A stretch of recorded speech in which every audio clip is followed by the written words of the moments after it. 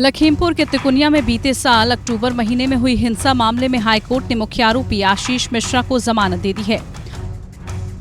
Session court से जमानत याचिका रद्द होने के बाद आशीष मिश्रा ने इलाहाबाद हाईकोर्ट में जमानत याचिका डाली थी। 3 अक्टूबर को तिकुनिया कस्बे में हुई हिंसक वारदात में 8 लोगों की मौत के बाद एसआईटी ने जांच के बाद केंद्रीय गृह राज्य मंत्री अजय मिश्र टेनी के पुत्र आशीष मिश्र मोनू समेत 14 आरोपियों के खिलाफ आरोप पत्र दाखिल किया था।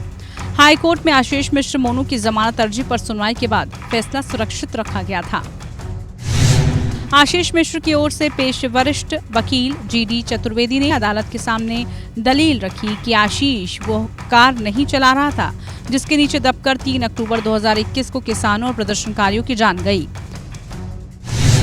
वकील ने ये भी दलील रखी कि पोस्टमार्टम रिपोर्ट में किसी भी पीड़ित को गोली लगने के घाव की बात नहीं है। अभी हम लोगों ने जजमेंट पढ़ा नहीं है, तो इसलिए जजमेंट की मेरिट के विषय में हम लोग कुछ बता नहीं सकते। हम केवल वो बात बता सकते हैं जो हम लोगों ने बहस की थी और उस बहस के आधार पे हमें कोर्ट ने उसको अप्रिशिएट किया। क्या बहस में क्या मुद्दे रखे आपने, क्या आपकी तरफ? हमारा बहस में कहने का मुद्दा ये था कि जिस समय ये घटना हुई उस समय आशीष मिश्रा वहाँ पे मौजूद नहीं थे। चूँकि 192 लोगों ने इस बात का एफिडेविट फाइल किया कि जो दंगल सेरेमनी हो रही थी उस समय आशीष मिश्रा सुबह से लगा के शाम तक वहीं मौजूद रहे।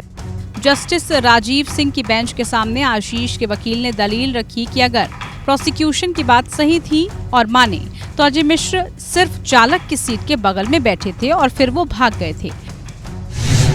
ऐसा कोई सबूत नहीं है कि आशीष के निर्देश पर थार कार के ड्राइवर ने प्रदर्शनकारियों पर गाड़ी चढ़ाई थी या फिर ऐसा कृत्य जानबूझकर किया गया।